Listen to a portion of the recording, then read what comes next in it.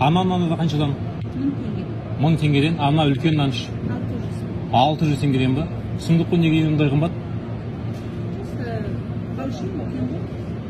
Мынандай кішкентай нанды 1000 теңгеге сату үшін не істеу керек деймін, не қосу керек оның үшін? Сармай. Сармай не қымбат па сонда?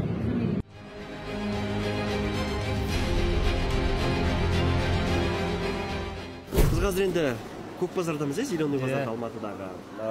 Бұл жерде бір нанның бағасы 1000 теңге дейді. Сіз үшін қымбат па, әлде қалыпты жағдай ма? Конечно, қымбат. Нанның бағасы ондай болмау керек қой негізі. Енді 1000 теңге қымбат, енді қарапайым халық үшін. Не айтасыз енді сіз? Ол дұрыс емес деп ойлаймын. Әлеуметтік желіні шулатып жатқан 1000 теңгелік нанның орнына келдік. Сатушы кісі, дәл осы кісі, неге ол 1000 теңге қымбат емес пе? Жоқ, бұл потому что сармай бар, бұл только национальный блюдо готовится. Елдің бәрі шулап жатыр, не деген қымбат нан дейді. Бұл бір күнде дайын болмайды нан. Бұл ішінде орехи бар. Бүгін масалан тесто жасайсыз, ертең кешке лау орех қосасыз, сосын дайындап қоясыз. Бұл сол үшін қиналық жұмыс бұл. Бір нанның құны 1000 теңге, 2000 теңгелік нандар да бар, иә? Бұл бір құр орехмен, орех пияз.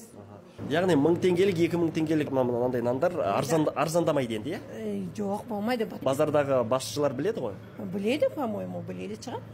Біз дәл қазір Алматыдағы көк базардың әкімшілігіне келдік. Әлеуметтік желіні шулатып жатқан 1000 теңгелік, 2000 теңгелік нанның бағасынан басшылық қаншалықты хабардар? Кіріп сұрап көрейік.